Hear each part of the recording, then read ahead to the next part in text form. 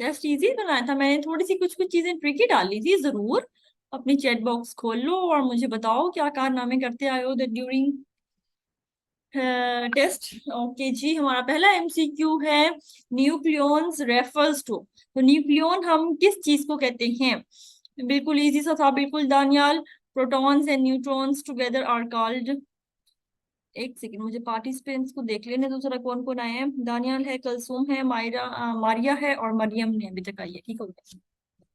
तो न्यू बाकी बच्चों का हुआ नहीं है, मैंने जल्दी तो स्टार्ट नहीं कर दी मीटिंग आज, वरना इतने कम बच्चे तो हमारे पास कभी नहीं आते। चलो हम स्टार्ट करते हैं। खैर 45 ही टाइम था हमारा मीटिंग का, 40 मिनट का क्विज काफी था, जितनी ट्रिक वो नहीं था, लेंथी के टाइम एक्स्ट्रा मिले आप लोगों को। तो इसका ऑप्शन पहले का आपके पास था D, protons and neutrons. Nucleons मतलब न्यूक्लियस में जो चीजें हैं हमारे पास। तो न्यूक्लियस में आपको पता है प्रोटॉन और न्यूट्रॉन है। इलेक्ट्रॉन आपके पास आउटसाइड द न्यूक्लियस है। और रेडियो एक्टिविटी में हमने डील करना है न्यूक्लियस के साथ। तो रेडियो एक्टिविटी में आ जाए आप लोगों को कि आप क्या करते हो। तो radio activity involves changes in the nucleus. उसके बाद आपके पास नेक्स्ट एमसीक्यू है रेडियो न्यूक्लियाइड्स। रेडियो न्यूक्लियाइड्स क्या होते हैं आपके पास, इनमें से क्या चीज ठीक है? क्लियर कट चीज है, रेडियो न्यूक्लियाइड्स क्या होंगे? वो न्यूक्लियस जो कि रेडियो एक्टिव होते हैं। तो रेडियो न्यूक्लियाइड्स आपके पास बिल्कुल अनस्टेबल स्पीशीज है। मैं एक सेकंड चेक, हाँ मैसेज कर दो सबको ज्वाइन मीटिंग का। ओके जी, ये तो उसके बाद आपके पास आता है what changes in mass number of a nucleus occurs when nucleus emits alpha particle. जब अल्फा पार्टिकल आपके पास इमिट हुआ है तो आपके पास मास नंबर में क्या फर्क आता है? मास नंबर आपका डिक्रीज बाय 4 हो जाता है, बिल्कुल डी ऑप्शन था इसका, कि atomic number decreases by 4 and mass number decreases, sorry atomic number decreases by 2 and mass number decreases by 4। Then आपके पास था next MCQ, beta particles are nothing. Beta particles को हम क्या कह सकते हैं? बीटा पार्टिकल्स क्या है हमारे पास? बीटा पार्टिकल्स कुछ भी नहीं है, बट सिंपली हमारे पास बिल्कुल इलेक्ट्रॉन्स होती हैं हमारे पास, बिल्कुल सानिया। हमारे पास सेम जो इलेक्ट्रॉन्स हैं, जो -1 चार्ज होता है, इलेक्ट्रॉन के मैस ना होने के बराबर होता है। तो आपके पास बीटा पार्टिकल्स कुछ भी नहीं है, हम उनको इलेक्ट्रॉन भी कह सकते हैं। और जितना अल्फा पार्टिकल्स हमारे पास क्या होते हैं? Helium nuclei. Then next MCQ आपके पास था जी, if radium has atomic number, कोई एक एटम है रेडियम, उसका एटॉमिक नंबर दिया गया है, उसका मैस नंबर दिया गया है, उसके अंदर रेडियो एक्टिविटी का प्रोसेस हुआ है, लेकिन उसका atomic number after radio activity 88 और मैस नंबर 226 है। मतलब वही रहा है ना, एटॉमिक नंबर चेंज हुआ है ना मैस नंबर चेंज हुआ है। तो रेडिएशन जो इमिट होंगी वो कौन सी हो सकती हैं? दानियाल जी कहता है डी, बाकी क्या कहते हैं? सानिया, साइमा भी कहती है डी। हीरा, कोई तो अक्लमंद आई है, चलो है सी। सी देखो, रेडियो एक्टिविटी हुई है, रेडियो एक्टिविटी का मतलब है कोई ना कोई रेडिएशंस निकली हैं। मैंने वर्ड क्लियर कट यूज कर दी है, रेडियो एक्टिविटी हम पढ़ी रेडियो एक्टिविटी रहे हैं। आप लोगों ने पढ़ा है कि गैमा रेडिएशंस जब भी इमिट होती हैं, ना तो कोई मैस में चेंज आता है, ना ही कोई एटॉमिक नंबर में चेंज आता है। जब गैमा रेडिएशंस निकलती हैं तो कुछ नहीं होता। हम क्या करते हैं, कोई भी एक एटम है ना, फॉर एग्जाम्पल रेडियम का, तो हम इस तरह लिखते हैं गैमा रेडिएशंस को, इसके ऊपर हम स्टार डाल देते हैं। स्टार का मतलब ये होता है कि ये एक्साइटेड स्टेट में है, ये अनस्टेबल है, इसकी एनर्जी हाई है आफ्टर रेडिएशन। बल्कि मैं इसका और मजीद आप लोगों को क्लियर कर दूं, तो यहाँ पे 88 ही रहेगा, यहाँ पे 226 था। तो आफ्टर रेडिएशन 88 ही रहेगा, 226 ही रहेगा। बस ये स्टार जो था ये खत्म हो जाएगा, और साथ में आप यहाँ पे लिख दोगे गैमा रेडिएशंस निकली है जिसका मैस नंबर और एटॉमिक नंबर 0 है। हुआ क्या है कि ये रेडियम का जो एटम था, आइसोटोप था, जो भी था, इसकी एनर्जी बहुत ज्यादा थी, ये स्टेबल नहीं था, एक्साइटेड स्टेट में था। तो ये क्या हुआ है, यहाँ पे इसने हाई एनर्जी रेडिएशंस को इमिट कर दिया है और खुद ये स्टेबल हो गया है, लो एनर्जी में आ गया। तो रेडियो एक्टिविटी मैंने यहाँ पे अगर लिख देती, तब आप रेडियो एक्टिविटी का वर्ड ना यूज करती, तब आप कह सकते थे कि एक रेडियम है, कुछ भी नहीं हुआ, उसमें कोई रेडिएशन नहीं आई। लेकिन मैं लिख रही हूँ कि एक रेडियम है जिसका मैस और एटॉमिक नंबर ही है, और उसमें रेडियो एक्टिविटी हुई है, मतलब some radiations are emitted. Radioactivity में यही कहते हैं ना कि न्यूक्लियस अनस्टेबल है और वो कोई रेडिएशंस इमिट करके स्टेबल हो जाएगा। और वो रेडिएशंस जो हम कॉमनली पढ़ते हैं, अल्फा बीटा गैमा और पॉजिट्रॉन, आपको इन्हीं में से आता है। या मैक्सिमम इलेक्ट्रॉन कैप्चर आ जाता है। तो ये बल्कि ज्यादातर अल्फा बीटा गैमा ये तीन ही कॉमन है, एफपीएससी इनको ही फॉलो करता है। आपको एक्स्ट्रा थोड़ी बुक इसलिए दी थी कि चलो नॉलेज बढ़ जाएगा, लेकिन एफपीएससी आपको अल्फा बीटा गैमा तक ही रखेगा। अब गैमा का में जब भी निकलेगी तो आप देख लोगे, अल्फा के तो आपको पता है ये 2 कम हो जाएंगे, ये 4 कम हो जाएंगे। बीटा निकलेगी तो ये सेम रहेगा, ये +1 हो जाता है। और गैमा निकलेगा तो हर चीज सेम रहेगी, कुछ भी नहीं होता, कुछ भी नहीं निकला। रेडियो एक्टिविटी भी हो गई है, मतलब क्या हुआ है, गैमा निकली है, कुछ नहीं हुआ, इलेक्ट्रॉन एक्साइटेड स्टेट से लो एनर्जी स्टेट में आ गए। तो इसका राइट ऑप्शन आपके पास सी था।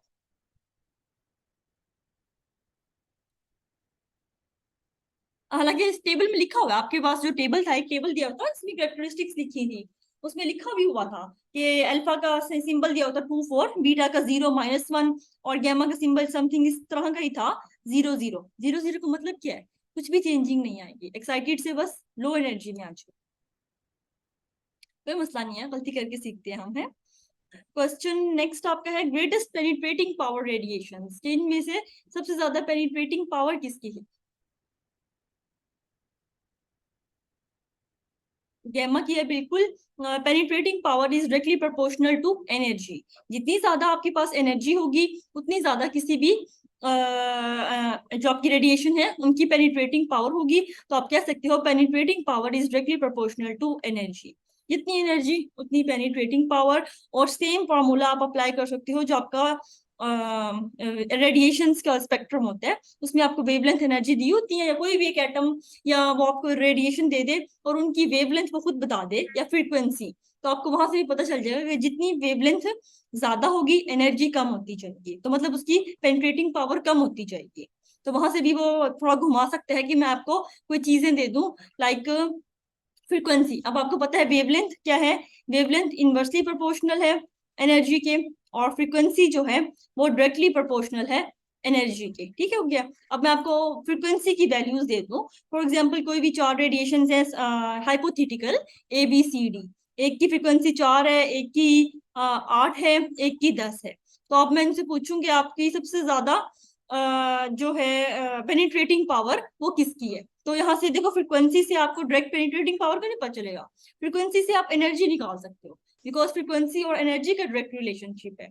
अब जितनी ज्यादा फ्रीक्वेंसी होगी उतनी एनर्जी होगी, मतलब इस वाले की सबसे ज्यादा एनर्जी है।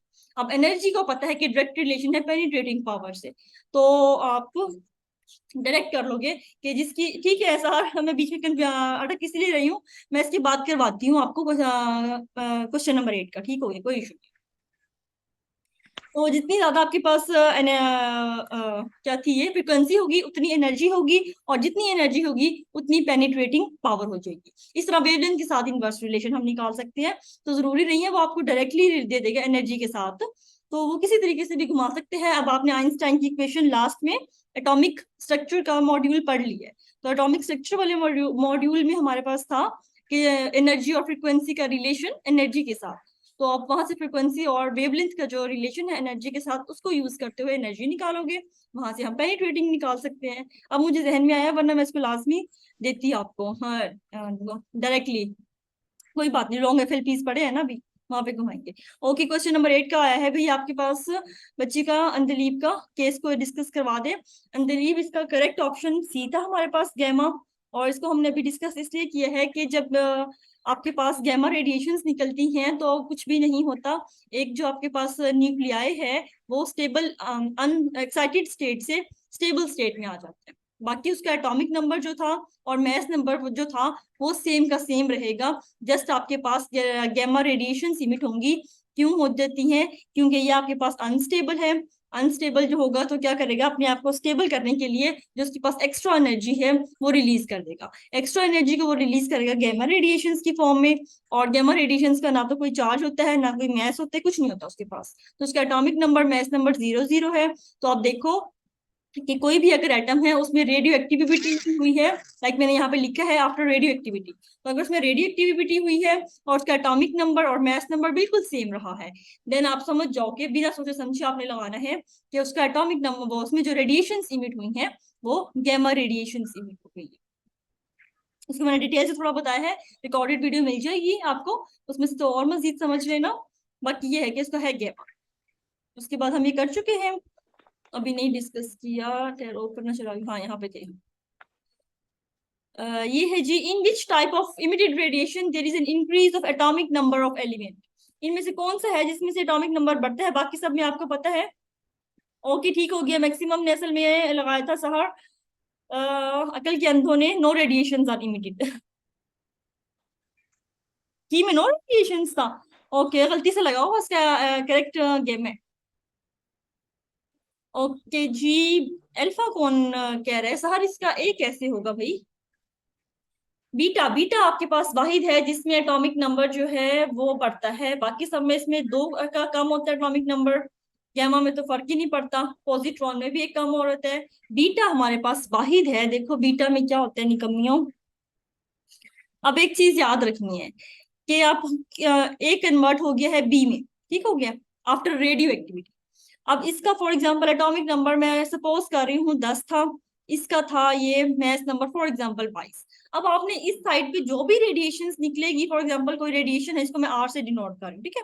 अभी मुझे नहीं पता नया एलिमेंट क्या बने हैं, आर क्या हुआ है। अब इस साइड पे जो एटॉमिक नंबर मैथ नंबर है, इस साइड पे भी दोनों का सम करके वही होना चाहिए। अगर मैं कह रही हूँ कि मेरे पास beta radiation for example emit हुई, ये मेरी रेडिएशन है, बीटा हुई है, तो बीटा का क्या होगा, चार्ज और वो मैथ नंबर 0 -1, ठीक हो गया। अब इधर -1 है तो मतलब इधर +1 होगा तो काम बनेगा ना। अब ये देखो ये 10 बन जाएगा, 11 एक -1 10, इधर भी 10 है, बात बैलेंस है। अब इधर 0 है तो इधर 22 है, इधर 21 कब होगा, 22 सॉरी, जब इधर 22 आएगा। तो आप एट द एंड जब भी आप रिएक्शन कर लो, बात को तो पूछ भी लेता है आपको, ये दे देगा ए और बी भी दे देगा, वो पूछेगा कौन सी रेडिएशन इमिट हुई है। तो आपको क्लियर कट पता चल जाना चाहिए कि एक चार्ज यहाँ पे बैलेंस करना है। आप हाइपोथेटिकल एक्स वाई जी कुछ भी लिखो, यहाँ पे उसका ऊपर वाला एटॉमिक चीज देखो कि सेम करनी है, इधर इस साइड पे जो है वो इस साइड पे होगी, और इस साइड पे जो 10 है इधर आपने 10 करना है। अब 10 किस तरह होगा, वो इसको दे देता है अगर, तो इधर 11 है, एक माइनस करूंगी तो हो जाएगा। तो देखो अब एटॉमिक नंबर आपका एक बढ़ गया है, तो एटॉमिक नंबर बढ़ा किसमें है, बीटा रेडिएशन जब निकलेंगी, इसको मैं और बीटा को लिख सकती हूँ ई, या फिर बीटा लिख दो। जब भी बीटा बढ़ेंगे आपके पास एटॉमिक नंबर एक बढ़ जाएगा, बाकी सब में कम हो रहा होता है, अल्फा में 2 कम हो रहा होता है, और बाकी सब में कम होगा, जितनी भी दी हुई है मैंने। एक सेकंड मुझे रिमूव कर लेने दो।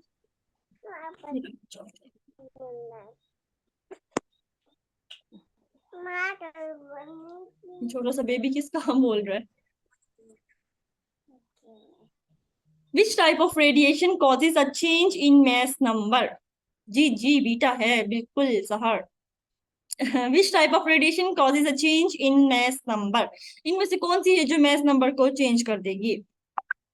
बहुत इजी था, अल्फा है आपको पता है, मैथ नंबर डिक्रीजेस, बल्कि एमसी के ऊपर दे भी दिया था, 4 कम हो जाएगा, बाकी बीटा में ऊपर मैथ्स में कोई फर्क नहीं है, गैमा में नहीं होता, इलेक्ट्रॉन कैप्चर में कुछ नहीं होता। इधर क्या है बीटा, एक एमसीक्यू और भी आ जाता है, beta emission is just the, beta emission का ऑपोजिट प्रोसेस कौन सा है, इलेक्ट्रॉन कैप्चर। इधर बीटा या इलेक्ट्रॉन निकल रहा होता है, और इलेक्ट्रॉन कैप्चर में वही रिएक्टेंट होता है, तो फर्क हो ही जाता मैथ्स नंबर पे। ओनली प्रोसेस जिसमें आपके पास मैथ्स नंबर में फर्क आएगा वो आ जाएगा अल्फा एमिशन। पॉजिट्रॉन, हाँ ये भी कह सकते हैं पॉजिट्रॉन एमिशन भी उसका ऑपोजिट है, या तो पॉजिट्रॉन एमिशन या फिर इलेक्ट्रॉन कैप्चर, दोनों हो सकते हैं बिल्कुल।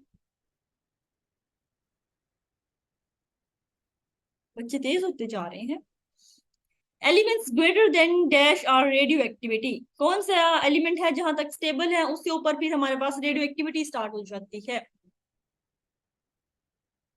82 बड़ा कॉमन है बिल्कुल। अब मतलब 82 से ऊपर हमारे पास अनस्टेबिलिटी है, स्टेबल नहीं है चीजें। तो जी 83 वाला एलिमेंट कौन सा है, मैंने ये भी पूछा हुआ था, बल्कि निचला वाला एमसीक्यू यही है। विच एलिमेंट पढ़ तो लेते हो, ग्रेटर देन 2 वाला रेडियो एक्टिविटी है, मतलब 83 वाला, 83 वाला है कौन सा, ये पढ़ पता है। बिस्मिथ बिल्कुल एग्जैक्टली, फिर मुझे था नहीं आता होगा, अच्छा बड़ी बात है भाई, मुझे अपने टाइम पे ये नहीं आता था वैसे, रटा मारा था ग्रेटर देन 82 और था पीरियोडिक टेबल, पहले याद नहीं होता था, ये तो जब पढ़ाने लगे हैं 2-3 साल से तो पीरियोडिक टेबल रटे, वरना मुझे उस टाइम नहीं पता होता था ऑनेस्टली कि ये बिस्मिथ है। और सर मेरे पास ये बुक नहीं थी मोटी वाली जो आप लोगों को दी है, ये बहुत अच्छी है, ये पढ़ ली है ना, इसको 2-3 बार पढ़ोगे, एक दो चीजें हो जाएंगी ना मिक्स, कोई मसला नहीं, चैप्टर बड़ा है मुझे भी पता था, लेकिन ये है कि एक बार गुजार लिया है ना, आप कच्चा पक्का थोड़ा सा हो जाएगा। इसको 2 बार या 3 बार पढ़ लोगे ना, आपके हैंड्स पे हो जाएगा इंशाल्लाह, न्यूक्लियर केमिस्ट्री में फिर आप गलती नहीं करोगे। Choose the magic number. Exactly magic number, इसमें कोई लॉजिक नहीं है। अच्छा मैजिक नंबर में ना हमारे पास की यही मैजिक नंबर क्यों अक्सर बच्चे क्वेश्चन करते हैं, बस ये देखा गया था कि इनके पास ये जो जिनके एटॉमिक नंबर ये होते हैं, ये मैथ नंबर, तो ये स्टेबल थे, तो इनको बस नाम दे दिया गया था मैजिक नंबर का, बाकी इसके पीछे कोई लॉजिक नहीं है कि यही वाले क्यों। तो आपके पास 8D ऑप्शन जो था वो बिल्कुल ठीक था, magic number. Which nuclei are stable, कौन से न्यूक्लियाई स्टेबल है?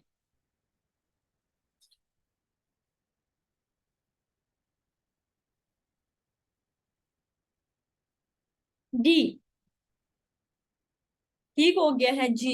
इसका एक नाम भी है रूल का, ये एक रूल है जिसको हम कहते हैं, एक साइंटिस्ट था उसने कहा था जिसके एटॉमिक इवन एटॉमिक नंबर और इवन मैस नंबर है, वो न्यूक्लियर स्टेबल होंगे। इस रूल का कोई नंबर वो बता सकते हो, रूल का नाम क्या है? ये कौन सा रूल है भाई? शेल मॉडल, मुझे तो ये तो मैं पहली बार सुन रही हूँ। ये तो मुझे भी पहली बार। अच्छा अगले अगले उसमें मैं पूछूंगी आप लोगों से, ये आप लोगों की एक असाइनमेंट समझ लो, इसके बाद मुझे आप लोग बताओगे कि वो आइसोटॉप हम कहते हैं जिनके इवन एटॉमिक नंबर या इवन मैस नंबर होते हैं, उनका स्टेबल होता है, वो स्टेबल होते हैं एज कम्पेयर टू ओड वालों के। तो एक ये रूल है, ये पहले वाले बच्चे मेरे आज है नहीं, असल में वो दिन में दे रहे होते हैं टेस्ट, वो बताती है आप लोगों को, जो पीपीएससी पढ़ रहे हैं ना उनको हम लोग लेक्चर में मैंने पूरा पढ़ाया ये वाला रूल एग्जैक्टली। रुको मुझे जरा देखने दो, अगर कोई निकम्मी बैठी है तो इस टाइम। नहीं इस टाइम हाँ नहीं है हमारे पास कोई, तो एस से नाम स्टार्ट होता है इस रूल का, SC, शिजुका से मिलता जुलता नाम, शायद किसी को याद आ जाए। नहीं, चलो ये असाइनमेंट है। कल आपने मुझे दिन में बताना है, एग्जैक्टली 12 बजे तक टाइम है, आप लोग मुझे बताओगे कि आइसोटॉप जो कि इवन एटॉमिक नंबर और इवन मैस नंबर को एक्सप्लेन करते हैं उसको हम क्या कहते हैं। अभी बता दूंगी भूल जाओगे, खुद सर्च करोगे ना तो याद रहेगा। नहीं सिंटिनेटेड नहीं कहते, वो रूल है, रूल का एक नाम है। अच्छा जी, first successful radioactive experiment was performed by, पहला सक्सेसफुल एक्सपेरिमेंट किसने परफॉर्म किया था? आपकी बुक में इसी था, ये तो एमसीक्यू मैंने दिया था। रदरफोर्ड, बिल्कुल रदरफोर्ड ने किया था। और आई थिंक सो, मुझे इसका एग्जैक्टली रिएक्शन नहीं याद, ऑक्सीजन को उसने नाइट्रोजन में कन्वर्ट किया था आई थिंक सो इसमें, तो एक रिएक्शन था जिसमें, लेकिन फर्स्ट सक्सेसफुल एक्सपेरिमेंट जो परफॉर्म किया था रेडियो एक्टिविटी को यूज करते हुए वो रदरफोर्ड का था। देन है आपके पास चार्ज नाइट्रोजन टू ऑक्सीजन था, ओके हो गया, उल्टा हो गया, ऑक्सीजन टू नाइट्रोजन नहीं, उसने नाइट्रोजन को कन्वर्ट किया था ऑक्सीजन में। और कौन से पार्टिकल को यूज किया था ये भी आ सकता है, ये भी इंपॉर्टेंट क्योंकि पहला पहला एक्सपेरिमेंट था ना, तो इसने कौन से पार्टिकल को यूज करते हुए नाइट्रोजन को ऑक्सीजन में कन्वर्ट किया था? अल्फा पार्टिकल्स, मुझे ये याद था। Exactly. Charge particles are accelerated through, हम एक इंस्ट्रूमेंट यूज करते हैं, एक ट्यूब जिससे एक स्पेसिफिक नाम है, चार्ज पार्टिकल्स को मूव करवाने के लिए, उसको हम क्या कहते हैं? उसको हम कहते हैं साइक्लोट्रॉन। से बड़ा इंपॉर्टेंट है ये, पास्ट पेपर का एमसीक्यू आप लोग। Transuranium elements are elements that have atomic number, ये आपका पीपीएससी का पास्ट पेपर का है, एमसीक्यू है ट्रांस यूरेनियम वाला। एक अभी जो लास्ट आया ना उससे पिछले वाले में ये था, transuranium elements are elements that have atomic number above 92, बिल्कुल जो यूरेनियम आगे वाले एलिमेंट्स हैं उनको हम ट्रांस यूरेनियम कहते हैं, ये आपके पीपीएससी का एमसीक्यू है। अब कितने इजी लग रहे हैं, पेपर में बैठ के प्रेशर हो जाता है बंदे पे, वहां पे ना बंदा कंफ्यूज हो जाता है। ओके जी, radioactive reactions follow, radioactive reactions कौन सी काइनेटिक्स को फॉलो करते हैं?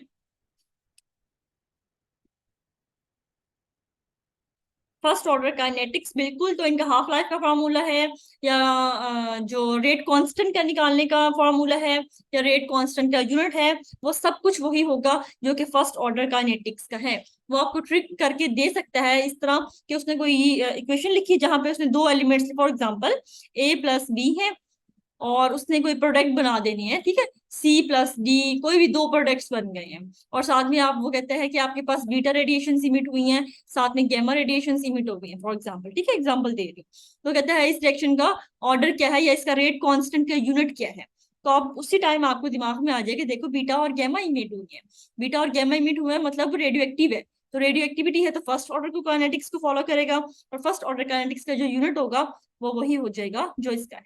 अब इसको हम यूनिट्स और क्या है फर्स्ट ऑर्डर, वो हमारा काइनेटिक्स का मॉड्यूल आएगा, उसमें डिटेल सब कुछ हमसे। लेकिन हो गए फर्स्ट ऑर्डर तो दिमाग खोल के बैठने हैं कि इक्वेशन देख के कंफ्यूज नहीं हो जाना क्या ऑर्डर होगा क्या यूनिट होगा। रेडियो एक्टिव है, बिना सोचे समझे रिएक्शन देखना ही नहीं है रेडियो एक्टिविटी वाले को, है ही फर्स्ट ऑर्डर काइनेटिक्स। ओके जी। Time required for a quantity to reduce to half of its initial value is called half life, बिल्कुल। When temperature of a reaction is doubled, जब आपने टेम्परेचर डबल कर दिया, नीचे क्यों नहीं जा रहा, तो आपके पास हाफ लाइफ क्या हो जाएगी, टेम्परेचर डबल करने से हाफ लाइफ पे क्या फर्क आ जाता है, रिमेन सेम।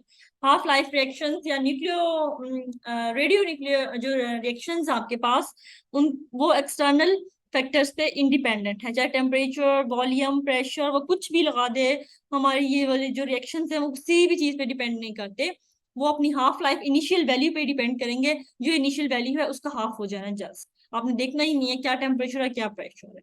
तो सी ऑप्शन रिमेन सेम। ये मेरा सिर खा गए हैं आधे बच्चे मुझे मैसेज कर करके, मैंने एक दो को तो रिप्लाई किए, और क्योंकि मैंने कहा मैं फिर इधर ही करूंगी, मैम की गलत है, हाफ लाइफ वाला तो मैंने देखा था इसमें क्या लगाया है, half life of cobalt 65.27 years है, ठीक है। How much 1 mg sample of cobalt 60 left after 15.81 years. Sania कहती है डी लगा दिया उसने, दानियाल ने भी गलत लगा दिए हैं समन ने सी लगा दिया है। देखो आंसर होता सी, बाकी प्रोसीजर आप लोगों को आ गया बिल्कुल। हाफ लाइफ के बाद आप लोगों ने क्या करना था, देख लेना था कि इसकी 3 हाफ लाइफ गुजर चुकी हैं।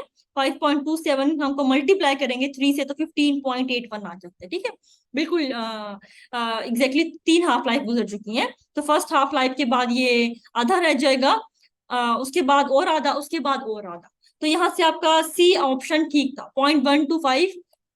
लेकिन देखो यहाँ पे मैंने दिया हुआ है mg में, मैंने सैंपल दिया है 1 mg, अगर ये होता 0.125 mg तब तो था ये आपका ठीक। अब आप इसको कन्वर्ट तो करो, या तो इसको mg में कन्वर्ट करो, ये आंसर तो मैंने ग्राम में दिया होगा आपको।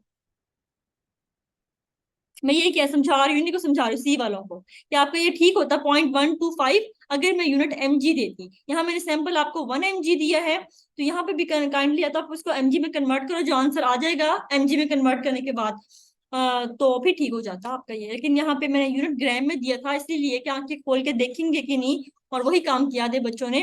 अब मैं देती नहीं थी जानबूझ के, काफी दिनों से सिंपल टेस्ट बनाती जो था कि आप लोग जरा शार्प हो गए हो, बट अब काफी दिन हो गए थे तो मुझे पता था बंद दिमागों के साथ कर रहे होंगे, जस्ट इन्होंने देखना है साल कितने हैं, कितने साल गुजर चुके हैं।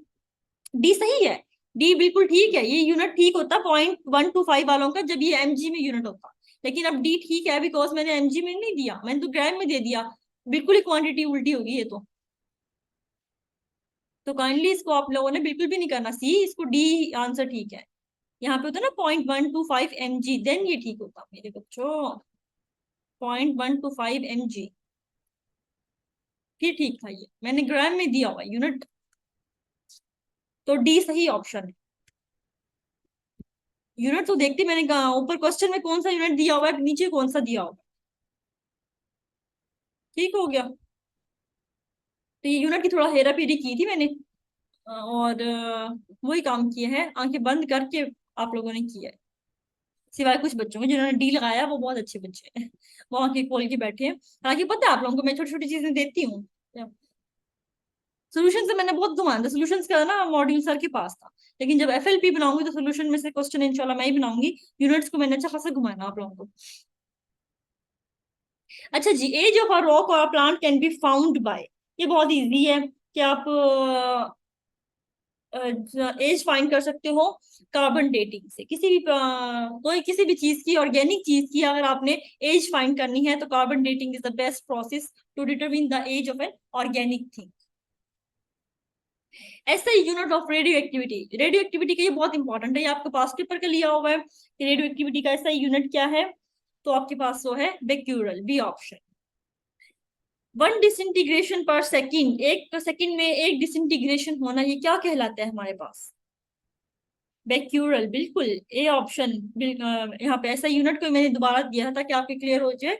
तो अक्सर बच्चे कहते हैं क्यूरी, क्यूरी होता है 3.7 इंटू 10 रेस पावर 10 डिसइंटीग्रेशन पर सेकेंड। ये बहुत बार आती है, दोनों ना कंफ्यूज मतलब हो जाता है। तो याद रखना, एक डिसइंटीग्रेशन एक सेकंड में, यही ऐसा ही यूनिट है हमारा, और यही हमारा बेक्यूरल कहलाता है। तो ए ऑप्शन बिल्कुल ठीक है। एटॉमिक बॉम्ब, ये भी आपका पास पेपर का है, ये पीपीएससी का पास पेपर का एमसीक्यू उठाया हुआ है आपका। Atomic bomb is based on which nuclear process? Atomic bomb जो है वो किस न्यूक्लियर रिएक्शन की प्रिंसिपल को फॉलो कर रहा है? ए ऑप्शन बिल्कुल न्यूक्लियर फिशन। अब यहाँ पे आपके पास एक होता है हाइड्रोजन बॉम्ब, बाकी जितने भी एटॉमिक बॉम्ब है आपके पास वो बेस करते हैं न्यूक्लियर फिशन पे। क्या आपको पता ना क्या, बड़ी चीज का छोटी चीजों में टूट जाना वो कहलाते हैं फिशन रिएक्शन। हाइड्रोजन बॉम्ब वो वाहिद एटॉमिक बॉम्ब है हमारे पास जो कि न्यूक्लियर फिजन को फॉलो करता है। ये भी अक्सर दे देता है कि मोस्टली, बल्कि वो पूछता है हाइड्रोजन बॉम्ब का। तो हाइड्रोजन बॉम्ब और एटॉमिक बॉम्ब दोनों आपके पास पेपर में आ चुके हैं एक बारी बारी। Most of the reactions occurring on the sun is, सूरज पे हमारे पास रिएक्शन हो रहा होता है बहुत ज्यादा, वो होता है फ्यूजन। बिल्कुल, सूरज पे आपके पास सबसे ज्यादा जो गैस पाई जाती है वो हीलियम पाई जाती है। तो हाइड्रोजन गैसेस मिलके हीलियम बना रही है, और आपने फ्यूजन पढ़ा है कि दो छोटे पार्टिकल्स का मिलके बड़ा पार्टिकल देना फ्यूजन कहलाता है। तो सन पे हमारे पास हीलियम जो बन रही होती है वो थ्रू फ्यूजन बन रही होती है। एक और क्वेश्चन भी मुझे आ गया यहाँ से यार।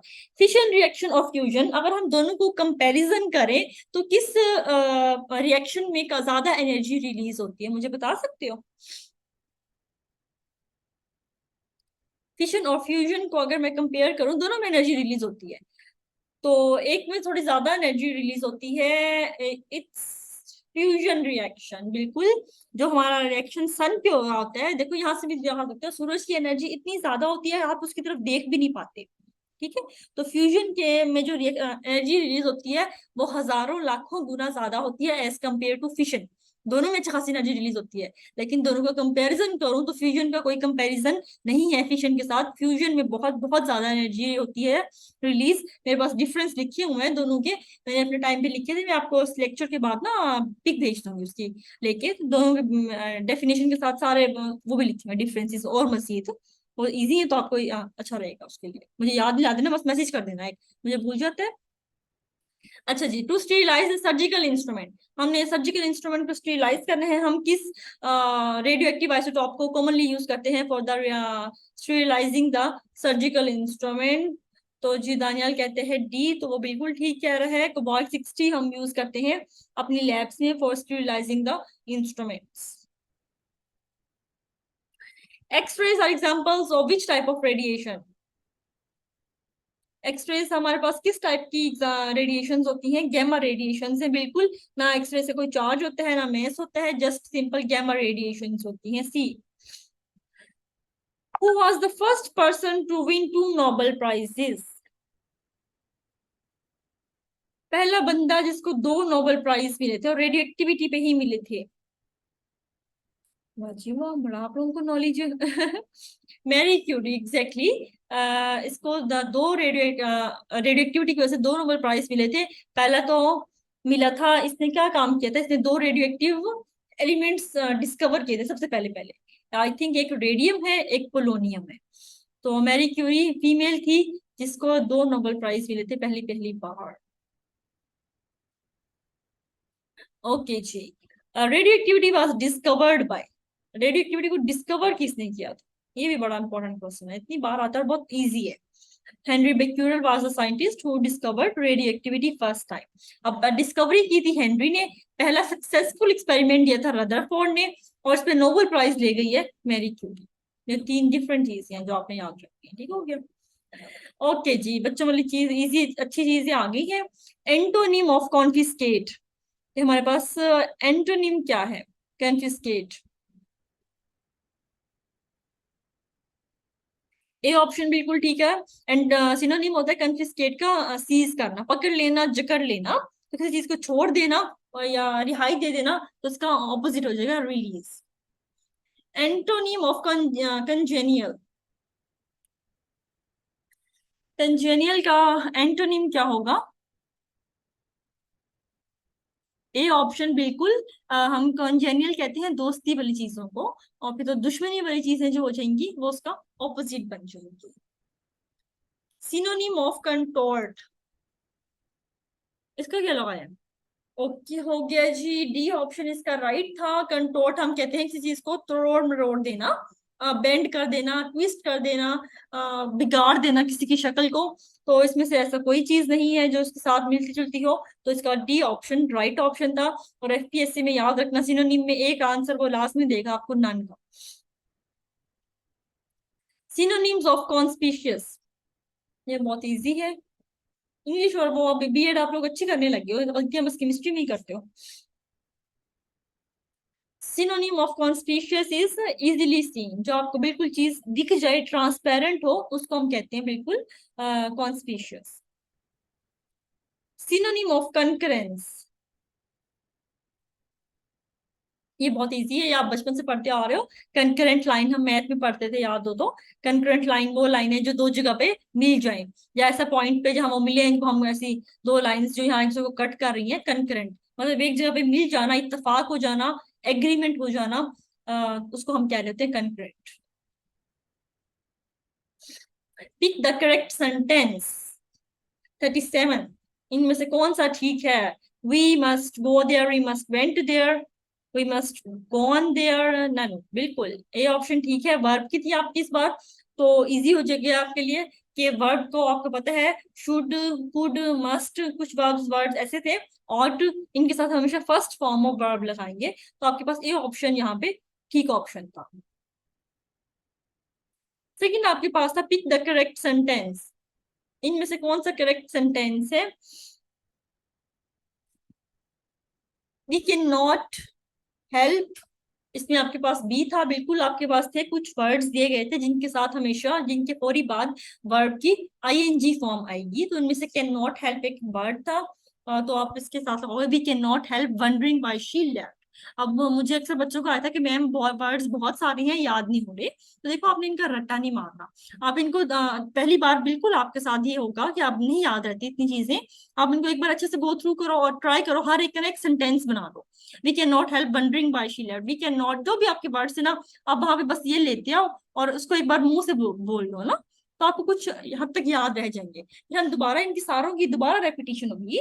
अभी हमारे पास ये आज आखिरी था, अब हमारे कंप्लीट हो गया है ग्रामर की जो मेन 8 चीजें होती है, noun, pronoun, adjective, adverb, conjunctions और जो आर्टिकल्स, प्रपोजिशंस, ये सब चीजें हमारी कवर अप हो गई। आई थिंक प्रपोजिशन हुआ है हमारा, प्रपोजिशन रह रहा है मेरे ख्याल से, बाकी सब भैया हो गया प्रपोजिशन भी। तो उसके बाद अब हम ये चीजें रिपीट करेंगे, अभी हमारे टेस्ट तो बहुत सारे रह रहे हैं, तो अभी अब दोबारा एक बार करोगे नाउन प्रोनाउन, फिर अच्छा खासा हो जाएगा। फिर लॉन्ग एफएलपीज में इंशाल्लाह तीसरी बार करोगे तो 100% आपको याद हो जाएंगी, तो टेंशन नहीं लेनी कि ये लफ्ज याद नहीं हो रहे हमें, ये आहिस्ता आहिस्ता होते हैं, वक्त के साथ बार बार करोगे हो जाएंगे। Pick the correct sentence.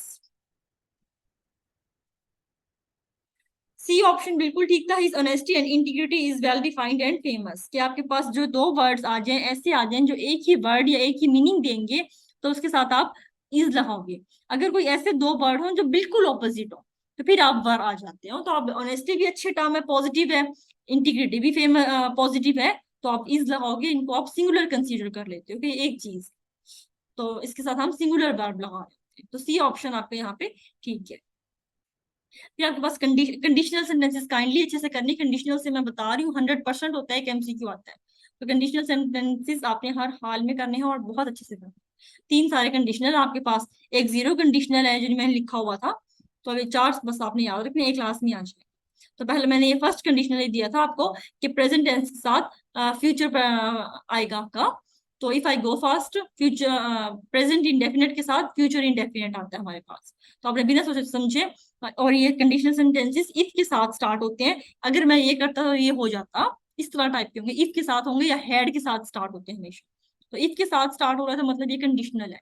अब कंडीशनल आप देख रहे हो 3 थे, तो यहाँ पे आपको फर्स्ट कंडीशनल दे रहा है गो फास्ट, तो उसके साथ फ्यूचर इंडेफिनिट टेंस आ जाएगा, तो ये ऑप्शन आपके पास ठीक था यहाँ पे। ओके जी, अब आ गया हमारा most important part, group processes is an example of. आप मुझे बताते जाओगे 41 में क्या लगा है? Group processes is an example of overt management approach. बिल्कुल, ग्रुप प्रोसेसेस में आप क्या करते हो, अपने जितने भी स्टूडेंट्स हैं हर चीज उनके साथ डिस्कस कर रहे होते हो, खुलम खुला होती है, टीचर आपको ओवरऑल देख रहा होता है। तो आपके पास जो एग्जांपल है ग्रुप प्रोसेसेस, वो एग्जांपल है ओवर्ट मैनेजमेंट अप्रोच की। An opposite term of intimidation that is also taken as negative. Intimidation का बिल्कुल ऑपोजिट है लेकिन फिर भी नेगेटिव है।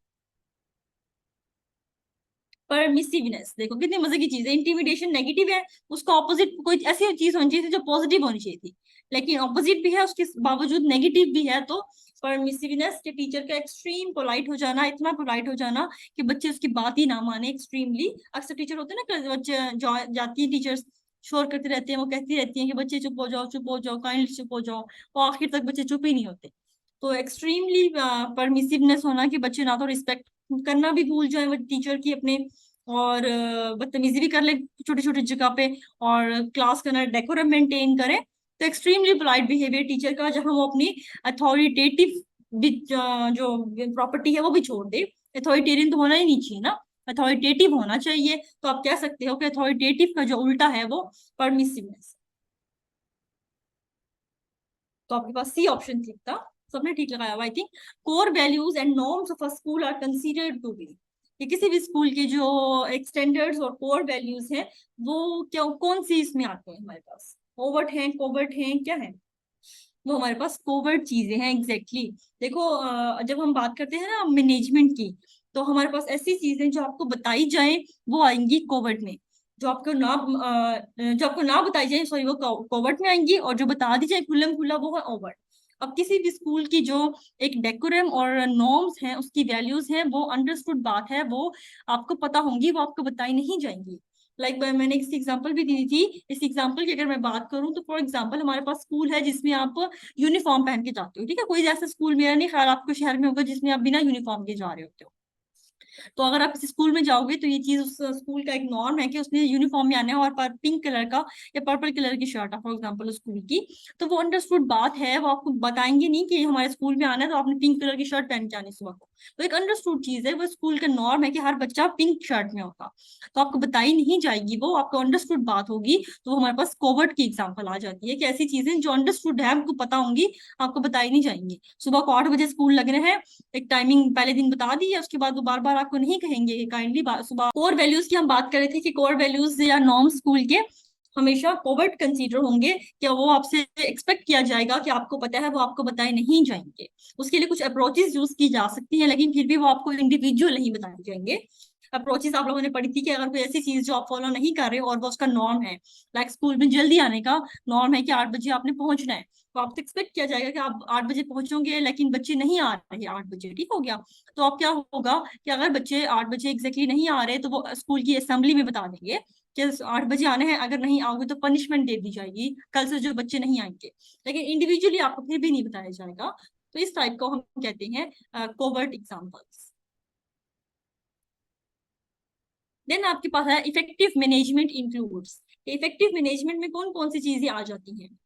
सेट अ पॉजिटिव क्लासरूम, ये बहुत इजी एमसीक्यू है। जिसने बीएड का कख भी नहीं पढ़ रखा तो वो भी अकल लगा के कह देगा कि इफेक्टिव मैनेजमेंट में ऑब्वियसली बात है क्लासरूम क्लाइमेट, उसको ऑर्गेनाइजिंग एरिया, मॉनिटर लर्निंग, सारी चीजें आ जाएंगी।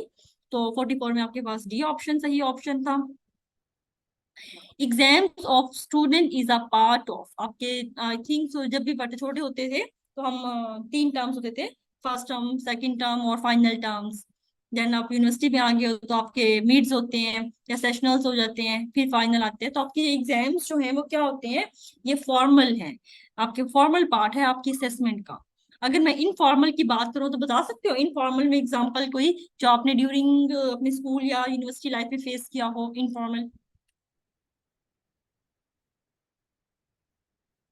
कोई एक एग्जांपल इनफॉर्मल की। क्विज हो गया, बिल्कुल टीचर आते ही कहता है सरप्राइज क्विज। मैं इसकी सुनना चाहती जानिए एग्जैक्टली। टीचर आते ही कहता है कि सरप्राइज क्विज है, पेजेस निकालो, और बच्चे ने कुछ नहीं पढ़ रहा होता, रखा होता, बिल्कुल ओरल प्रेजेंटेशन हो गई है। तो वो आपकी इनफॉर्मल में आती है। एक्स्ट्रा करिकुलर में कौन सी आती है? एक्स्ट्रा करिकुलर हमारे जो उसका पार्ट नहीं है, खैर इजी है। स्पोर्ट्स जो हम मैक्सिमम करते हैं वो एक्स्ट्रा करिकुलर एक्टिविटीज होती है। स्पोर्ट्स सी के कहा होता है ना एक हफ्ता। रूल्स एंड रेगुलेशन स्पोर्ट्स, बिल्कुल Maria. Rules and regulation of a school should be displayed to students, कि किसी भी स्कूल के रूल्स एंड रेगुलेशन है वो स्टूडेंट को बता देने चाहिए। कब? इनमें से कौन सा मोस्ट सुटेबल आंसर लगे आपको? बिल्कुल at the very first month. In fact अगर इसको मैं और डिटेल से कहूँ, at the very first day, कि पहले ही दिन बच्चों को स्कूल के क्लासरूम के रूल्स एंड रेगुलेशंस बता दीजिए देने चाहिए, उनके साथ शेयर कर लेनी चाहिए। तो हमेशा स्टार्ट, बिल्कुल स्टार्ट में पहला हफ्ता जो होता है वो होता है रूल्स एंड रेगुलेशंस का है। पढ़ाई तो हम करते रहते हैं, पहले उनको एक बार रूल्स एंड रेगुलेशन सिखा दो, देन आप फर्दर मूव करते रहो, पढ़ाई तो होती रहेगी, पूरा साल होनी है। उसके बाद है जी classroom rules made by teacher to monitor learning, के जो रूल्स टीचर बनाते हैं लर्निंग को प्रोसीड करने के लिए, वो कैसे होने चाहिए, वो किस तरह बनाने चाहिए टीचर को, कि टीचर ही बनाए उनको, both student and teachers, by all the stakeholders, none. Kamal का आंसर इसमें बी ऑप्शन बिल्कुल सही ऑप्शन था। स्कूल के जो रूल्स होते हैं ना ओवरऑल, वो तो किसी हद तक सेकेंडरी, इसका बाय ऑल स्टेक होल्डर्स भी ठीक था। लेकिन और भी ज्यादा मोस्ट अप्रोप्रिएट, अगर आपके नोट्स के हवाले से बात की जाए, तो वो था बोथ, के जो क्लासरूम टीचर्स जो लर्निंग के लिए मॉनिटर कर रहे हैं। अगर मैं ओवरऑल बात की थी ना क्लासरूम रूल्स की, तो वो बाय ऑल स्टेक होल्डर्स। लेकिन क्लासरूम रूल्स जो कि टीचर ने बनाने हैं लर्निंग के लिए, कि लर्निंग अब सिर्फ टीचर का काम आ गया है, तो उसमें उसमें जो रूल्स बनाने हैं टीचर ने, जो क्लासरूम के रूल सेट करने हैं, वो by both students and teachers होने चाहिए। क्योंकि बात को टीचर अगर कोई ऐसा रूल बना दे जो स्टूडेंट्स को नहीं पसंद, तो वो कभी भी फॉलो नहीं कर रहे होते, आप कुछ भी कर लो। बिकॉज स्पेशली आजकल के दौर में, because time to time teaching methodologies आपकी चेंज हो जाती हैं। अब वो वैसा टीचिंग दौर नहीं रहा लाइक जिस तरह पहले होता था। अगर मैं अपनी एग्जांपल की बात करूं, मैंने पढ़ाया है साल दो यूनिवर्सिटीज में, ठीक है। स्पेशली एक यूनिवर्सिटी में मैंने क्या किया था, वहाँ बॉय, एक तो बिल्कुल गर्ल्स की यूनिवर्सिटी थी, वुमेन यूनिवर्सिटी, ठीक है। एक थी बॉयज भी थे गर्ल्स भी थे। तो बॉयज अक्सर कुछ ऐसे होते थे जो कि ट्यूशन लेके आ रहे हैं, या फिर सुबह का टाइम में सर्दियों में तो अक्सर 5 से 7 मिनट लेट थे। तो मैंने ऑनेस्टली स्टूडेंट की टाइमिंग बच्चों के अकॉर्डिंग रखी हुई थी। 1.5 घंटे का लेक्चर था ना, तो मैंने पूछा था, क्लियर कट जाते पूछा था कि मुझे ये लेट आना पसंद नहीं था बच्चों का। लेकिन मैं पढ़ा रही होती थी, अक्सर वो 15 मिनट 20 मिनट लेट आया है, कोई 25 मिनट लेट आ रहा है, तो मैं डिस्टर्ब होती थी। तो मैंने उनसे पूछा था कि आप सारे जिस टाइम आ जाओगे आप मुझे बता दो, मैं उस टाइम क्लास में आऊंगी। बिकॉज 1.5 घंटे का लेक्चर होता है, टीचर 1 घंटा ही पढ़ा रहा होता है, 1 घंटा 5 मिनट 10 मिनट का लेक्चर होता था। तो आप जिस टाइम इजी कहोगे सारे बच्चे, हम उस टाइम आ जाए, मैं उस टाइम आऊंगी। लेकिन उसके बाद फिर अलाउ नहीं होता था, मैं कमरे की अंदर से लॉक कर देती थी। तो बच्चों ने 20 मिनट लेट का कहा था कि मैम 20 मिनट, तो मैंने उनसे कहा नहीं 15 मिनट, 20 मिनट ज्यादा हो जाते हैं। तो 8 बजे क्लास थी मेरी वेरी फर्स्ट, तो वो 8:15 तक मैंने उनको टाइम दिया था, लेकिन वो 8:16 17 कर देती थी। तो मतलब एक टाइम मैंने स्टूडेंट्स को पूछ के बना दिया। अब वो भी इजी हो गई जरा, क्योंकि सर्दियों में अच्छी खासी धुंध होती थी, और बाकी उनकी ये चीज लॉजिकल थी कि सुबह सुबह तो जल्दी आना सर्दियों में, और ऊपर से 8 बजे एग्जैक्टली धुंध में आना, जो थोड़े दूर के थे बच्चे स्पेशली, जिनका सफर ही घंटे का था, तो वो अक्सर लेट हो जाते थे 5-10 मिनट। तो स्टूडेंट की मर्जी से पूछ लिया, मैंने पूछ लिया। अब वो भी खुश थे, मैं भी खुश थी, और उन्होंने बाकी फॉलो किया। उसके बाद आज तक कभी स्टूडेंट मुझे जरूरत नहीं पड़ी थी लॉक लगाने की। मैं आती थी 8:15 पे, तो सारे के सारे बैठे होते थे। तो मैंने उनकी मर्जी से रखा। उन्होंने 8:20 कहा, मैंने कहा नहीं 8:20 ज्यादा, 8:15। तो एक हमारे दरमियान एक बॉन्डिंग आ गई, बच्चों को भी इंटरेस्ट वो आ गया कि ट्रस्ट कि टीचर हमें देखो हमारी मर्जी पूछ के चल रहा है, कि हमें प्रेफरेंस दे रहा है। तो बच्चे खुश हो गए, और लेक्चर भी पूरा हो जाता था। 1 घंटा 15 मिनट बड़ा टाइम होता है कि टीचर पूरा पढ़ा ले। तो ये थोड़े से तरीके होते हैं बच्चों को खुश करने के, कि कोई चीज उनसे पूछ के रख ली जाए। मैंने कभी सरप्राइज क्विज नहीं रखा। क्विज रखना है तो उनकी मर्जी से पर रखना है, कि मैं हफ्ते बाद लूंगी, आप मुझे बता दो कि कितने टाइम का लेना है, कि वो पूरा सिलेबस पढ़ा दिया, लेकिन आप मुझे बताओ 4 लेक्चर का लेना है, 3 लेक्चर का लेना है, जहां वो इजी होते हैं। उन्होंने 3 लेक्चर का कहा, तो मैंने 3 का ही लेना है। लेकिन वो बच्चे खुश हो गए, और 3 का फिर वो बहुत अच्छा तैयार करते थे। तो छोटी छोटी ट्रिक्स होती हैं बच्चों को लाइन पे लेके आने की। तो बच्चों से पूछ के और टीचर के दरमियान दोनों की अंडरस्टैंडिंग से होंगे, तो यहाँ पे बी ऑप्शन ठीक था। लर्निंग से रिलेटेड अगर रूल्स हैं, लेकिन ओवरऑल क्लास के रूल्स हैं, तो वो बाय ऑल स्टेक होल्डर्स। तो यहाँ पे बी ऑप्शन आपका। Formal determination of a quality और प्रोग्राम इज कॉल्ड, कि फॉर्मल डिटर्मिनेशन किसी भी चीज की क्वालिटी है, हम उसको बताना तो हम क्या कहते हैं, बहुत इजी है। आपका कोर्स भी है, अभी हमने पढ़ा भी है कुछ टाइम पहले, टेस्टिंग एंड इवेल्युएशन। तो याद रखना है, evaluation is a formal formal assessment कहते हैं। B option. Methods used for self control, तो मैंने आपको यहाँ पे काफी सारे ऑप्शंस बनाने पड़ गए थे। इनमें से कौन कौन से मेथड्स हैं जो हम सेल्फ कंट्रोल के लिए यूज कर सकते हैं, और ये बहुत इंपॉर्टेंट चीज है सेल्फ कंट्रोल। ABC, मारिया, खाली भी नहीं। देखो ग्रुप वर्क जो होता है उसमें सेल्फ सबसे ज्यादा बल्कि आता ही, प्रोजेक्ट्स और ग्रुप वर्क दोनों इकट्ठे किए जाते हैं मोस्टली। खैर प्रोजेक्ट्स इंडिविजुअल भी हो सकते हैं और आपके साथ भी। तो जस्ट बी ऑप्शन नहीं है, ABC लास्ट ऑप्शन आपका ठीक है कि ग्रुप वर्क में भी आप सेल्फ कंट्रोल बहुत सीखते हो। तो किसी एक की मर्जी नहीं होती, हर एक की देख के हर एक को सोच के चलना पड़ता है ग्रुप में। प्रोजेक्ट्स अगर आपके ग्रुप वाले हैं तो उसमें भी आपको यही करना पड़ता है। स्पोर्ट्स वीक तो हम कहते ही रखते इसीलिए ये है कि बच्चे में सेल्फ कंट्रोल आए थ्रू स्पोर्ट्स, कि उसमें थोड़ी सी स्पोर्ट्समैन स्पिरिट हो जाए। अगर वो हारता भी है तो वो गुस्सा नहीं करेगा, थोड़ी सी स्पोर्ट्समैन स्पिरिट शो करेगा। लास्ट वाला देखा नहीं, देखा देखा ये आंखें हैं। आंखें ना किसी दिन मैंने खुद खोलनी है इतना बड़ी बड़ी करके हाथों से कि दिखे इनको। इतने सारे, मुझे ये बताओ ना जरा, इतने सारे दिखे नहीं इतने सारे ये। मैं ढूंढ रही थी, ये काम चेक करो, अभी इसने ढूंढा है फिर इसको नहीं दिखा, शुक्र ढूंढ लिया था। What does N ECE stands for? कि ECE हम कहते हैं ECE टीचर, ECE टीचर, तो ECE टीचर का एब्रीवेशन क्या है? ये अक्सर आ जाता है।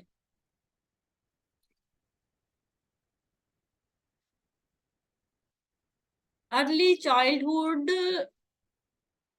अब देखो यहाँ पे गलती की है। अर्ली चाइल्डहुड एजुकेशन नहीं है, अर्ली चाइल्डहुड एजुकेटर है इसका एब्रीविएशन जो एग्जैक्ट है ना। मैं इसको यहाँ पे आपके लिए टाइप कर रही हूँ, EARLY, एग्जैक्टली बस ने लिख ही दिया, बस दानियाल ने, फिर मैं नहीं कर रही टाइप। Early childhood educator. और ज्यादातर इस वजह से मैं कहीं जगह वो भी लिखा हुआ है, लेकिन ज्यादातर मैंने जो देखा है ना, ई भी बड़ा होता है, सी भी बड़ा होता है, और एजुकेटर का ई भी बड़ा है। अगर इसका आ जाए ना तो आपने वैसे वो इतना कंफ्यूज करता नहीं है, मोस्टली बस ये चीजें चेंज कर देगा। इन केस वो कर भी दे तो इन तीनों का ना कैपिटल चीजें आएंगी, चाइल्डहुड का सी भी दानियाल और एजुकेटर का ई, लेकिन वो इतना कंफ्यूज करेगा नहीं। ओके जी, verbal praise include, verbal praise हम में क्या क्या चीजें आ जाती हैं? वर्बल प्रेज, जो चीज टीचर ने मुंह से तारीफ कर दी, लाइक अभी मैं अक्सर जिन बच्चों के मार्क्स अच्छे होते हैं मैं कह रही होती हूँ, अप्रिशिएट कर रही होती हूँ बोल के उनको कि बहुत अच्छी बात है, तो उसको मैं कहती हूँ वर्बल प्रेज। लेकिन अगर मैं कोई जेस्चर दे रही हूँ बस, तो वो फिर हमारा नॉन वर्बल में आता है, लाइक क्या करते हैं, स्माइल दे देना बहुत अच्छा है। टीचर्स जो स्पेशली बॉयज वाले होते हैं, मेल टीचर, वो बॉयज के कंधे पे हाथ कर होते हैं, बोलते नहीं है वेल डन, जस्ट कंधे पे हाथ कर मारे होते हैं कि अच्छी बात है। तो कोई जेस्चर देना उसको हम कहते हैं नॉन वर्बल। स्टूडेंट्स, ये दो बहुत ही जरूर इंपॉर्टेंट है। Students misbehaviour is based on their unmet needs. Theory दी गई थी कि स्टूडेंट वास्तव में बदतमीजी करता है, लेकिन वो बदतमीजी के पीछे उसकी कोई डिमांड्स होती है जो कि पूरी नहीं की गई होती। तो इस टाइप की मैनेजमेंट को हम क्या कहते हैं? इसको हम कहते हैं लॉजिकल कंसिक्वेंस, की कोई ना कोई इसका जो वजह है ना उसके पीछे कोई लॉजिक है, वो एमी मिसबिहेवियर शो नहीं कर रहा। इसकी कोई एग्जांपल दे सकते हैं मुझे, छोटी सी बिल्कुल दो एक लाइन में, चैट बॉक्स में लिखिए, मैं समझ जाऊंगी शॉर्ट वर्ड में। के बाद स्टूडेंट कब मिसबिहेव करता है, उसकी क्या चीज ना मानी जाए? घर में नहीं बता देनी, हम अपनी अम्मी के सामने से क्लासरूम की एग्जांपल देके बतानी। घर में तो हम नहीं खाते ना, सब्जियां नहीं खा रहे तो मुझे डांट पड़ रही होती है कि, लेकिन उसमें हमारी अपनी मिस्टेक होती है। कोर्स ज्यादा हो टेस्ट का, अनमेट नीड्स होगी, आपकी जरूरत के मुताबिक सिर्फ एक चैप्टर देना चाहिए है। हाँ कह सकते हो, किसी हद तक कह सकते हो कि अगर टीचर, मतलब टाइम भी है, अब यहाँ पे देखो फैक्टर्स आ जाएंगे। अगर फॉर एग्जांपल टीचर के पास टाइम ही कम है तो उसकी मजबूरी होती है कोर्स ज्यादा करना। लेकिन अगर टीचर के पास टाइम भी बहुत पड़ा है लेकिन वो जस्ट तंग करने के लिए कोर्स बहुत ज्यादा कर रहा है, फिर स्टूडेंट मिसबिहेव करेगा। एग्जैक्टली वो ये ज्यादा एग्जाम्पल है, टीचर ना पसंद हो तो टीज करते हैं, स्टूडेंट भी करते हैं और टीचर, दोनों ही तरफ से ये चीज अप्लीकेबल हो जाती है। अच्छा मोस्टली क्या होता है, अपना ओपिनियन शेयर करोगे मेरे साथ? मोस्टली क्या होता है, स्टूडेंट्स को टीचर अच्छे नहीं लगते या टीचर को स्टूडेंट अच्छा नहीं लगता? बीइंग अ टीचर मैं पूछूं अगर तो उसकी क्या कहोगे आप लोग कि क्या, हाँ, ज्यादा क्या होता है, टीचर पसंद नहीं करते स्टूडेंट्स को या स्टूडेंट टीचर को पसंद नहीं कर रहा?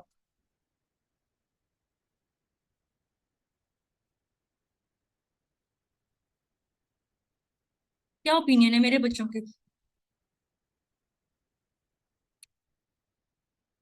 टीचर स्ट्रिक्ट हो तो स्टूडेंट नहीं पसंद करते, कह सकते हो किसी हद तक।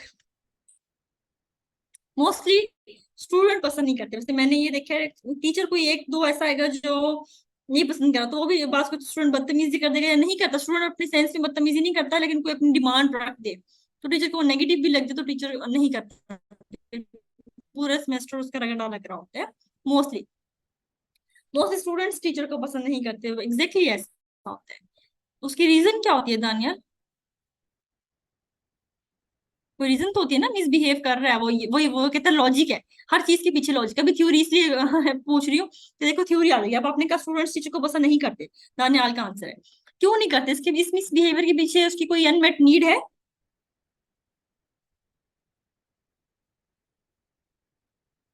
स्ट्रिक्टनेस, ज्यादा लेसन देना, जो टीचर स्टडी के लिए कहे। सामने टीचर आता क्यों है क्लास में? उसने तो पढ़ाई का ही कहना है ना। मैं फॉर एग्जाम्पल आज आप लोगों का रिजल्ट सबका गंदा आ जाए, देखो दो तीन बच्चों का गंदा आ रहा, एक वो है के पास में मजबूरी हो जाती है, नहीं पढ़ा गया उनसे, सो इश्यूज आते हैं। अब मुझे पूरी क्लास गंदा रिजल्ट किसी एक के भी 40 में ना आए तो देखो मैं भी सख्ती करूंगी कि आप क्यों नहीं पढ़ रहे हो। एक टेस्ट देख लूंगी, मैं दो टेस्ट देख लूंगी, और मैं सेशन ले रही हूँ, मैं एक्सपेक्ट करूंगी ना आपसे कि आप मार्क्स लो। तो पढ़ाई का तो मैं कहूंगी आपको, फिर मैं चाहे किसी तरीके से डंडा लेके आऊँ या किसी न किसी तरीके से, तो फिर मैं नंबर लेके आऊंगी ना, चाहे सिलेबस कम करूँ।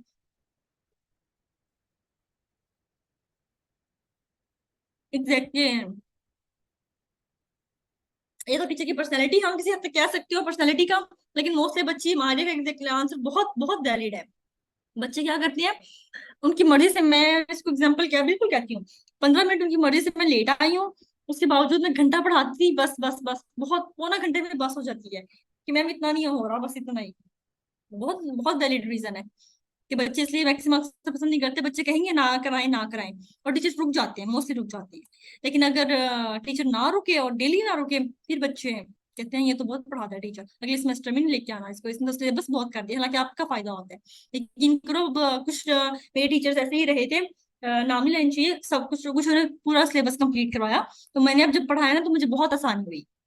कुछ एक दो टीचर्स ऐसे ही मिले थे मुझे, उस टाइम तो हम खुश हो गए थे, सिलेबस बहुत कम है और सीजीपीए भी दे गए। लेकिन अब मैंने जब पढ़ाया है ना तो मुझे लग पता गया उसके लिए मुझे कितनी मेहनत करनी पड़ी है। यूट्यूब देख, बुक्स पढ़, फिर भी वैसे कॉन्सेप्ट नहीं बन पाते जो आपके एक बार पढ़ाई में बन जाए तो बन जाए। तो ये चीज एक बार बच्चे की भलाई के लिए होती है, अगर वो टीचर ज्यादा भी पढ़ा रहा है तो बेस्ट टीचर वही है जो कॉन्सेप्ट क्लियर करे, दिल खुश हो जाता है। बिल्कुल ऐसा ही है सहार, बिल्कुल ऐसा ही है। ओके जी। 53, teacher has the right to decide what is best for his children and then expect compliances। कि टीचर के पास राइट है कि अपने स्टूडेंट के लिए बेस्ट डिसाइड करे और फिर एक्सपेक्ट भी करेगा कि स्टूडेंट उसको फॉलो करे। इस मॉडल को हम कहते हैं एसर्टिव डिसिप्लिन। लाइक मैं आप लोगों को कह दूं कि 8:45 के हर हाल में लेक्चर होना ही होना है डेमो का, और हम एक्सपेक्ट भी करूंगी, आप लोगों की मर्जी से रखा गया है कि 40 मिनट चाहिए 45 मिनट चाहिए, पहले दिन पूछा गया था। हाँ, और अभी अभी भी कहोगे तो हम पोल क्रिएट कर देंगे। अक्सर बच्चों को अगर नहीं, मैक्सिमम आप क्या कह देते हो डन डन, तो करवा लेते हैं। लेकिन अगर मैक्सिमम बच्चों का आ जाए कि नहीं हमसे नहीं हो रहा मैम 45 मिनट्स में, तो हम आपको 55 मिनट्स देंगे, 10 मिनट्स और एक्सपेंड देंगे। लेकिन 10 मिनट्स के बाद मैं एक्सपेक्ट करूंगी कि आप आके अपने आंसर देखोगे और मुझे बताओगे मार्क्स कितने आए हैं। तो आप लोगों के लिए सोचा गया था, बेस्ट सोचा कि नहीं चलो 55, आज का टेस्ट लंबा है, इनका 55 मिनट्स चाहिए सोल्यूशन में, वो थे कैलकुलेशन थी। लेकिन फिर मैं एक्सपेक्ट भी करूंगी 55 मिनट्स के बाद कि मुझे रिजल्ट भी मिले। तो इस चीज को हम कहेंगे एसर्टिव डिसिप्लिन। सो ये था आपका क्विज आज। मार्क्स आप लोगों के रिलीज हो गए हैं, कैसा रहा आज का, कैसा था, इजी था मुश्किल था? होप सो इजी रहा होगा। अभी सर आपका रिजल्ट कंपाइल कर देंगे, उनका फेवरेट काम है रिजल्ट कंपाइल करना। और इजी है सर, पढ़ोगे ना हर चीज इजी है। देखो 3 4 एमसीक्यूज गलत हो जाते हैं और अच्छी बात है, तो आपके कॉन्सेप्ट गलत होते हैं, वो एमसीक्यू आगे आपको पता चल गया वो ना कैसे आए हैं, किस टाइप के आए हैं। तो बेशक 10 का एमसीक्यू भी गलत हो जाए कोई मसला नहीं है, हम अभी सीख रहे हैं ना, लर्निंग फेज में है। एफएलपीज हमारे मेन टेस्ट होंगे। बुक बहुत अच्छी है, मैंने खुद अभी ये बहुत मतलब 2 बार मैं इस बुक को पढ़ चुकी हूँ, और अल्हम्दुलिल्लाह मैंने पूरी पढ़ी सिवाय एक दो चैप्टर्स के ना। बुक बहुत बहुत अच्छी है, इंशाल्लाह आपको ये फ्यूचर में भी काम आएगी। थोड़ी मुश्किल, कुछ कुछ चीजें मुश्किल है, लेकिन आहिस्ता आहिस्ता आहिस्ता आहिस्ता पढ़ो फिर हो जाएगी। डेली के 10 पेजेस पढ़ लिए, 5 पढ़ लिए, तो पढ़ते रहो, कॉन्सेप्ट इंशाल्लाह क्लियर हो जाएंगे इस बुक से आप लोगों के। और कोई भी एग्जाम इंशाल्लाह क्रैक भी हो जाएगा। ओके, कोई इशू नहीं है भैया, आप लोगों को बस समझ आ जाए, यही ट्राई कर रहे हैं कि अल्लाह आप लोगों का भला करे, आपको जॉब भी मिल जाए। जल्दी से जल्दी, और अल्लाह आप लोगों को ना बस कामयाब करे। चलो ठीक हो गया, फिर अब आधे घंटा दो, हम लोग आपको नेक्स्ट शेयर करते हैं सिलेबस वगैरह, और फिर इंशाल्लाह नेक्स्ट में हम लोग की मुलाकात होगी। अल्लाह हाफिज।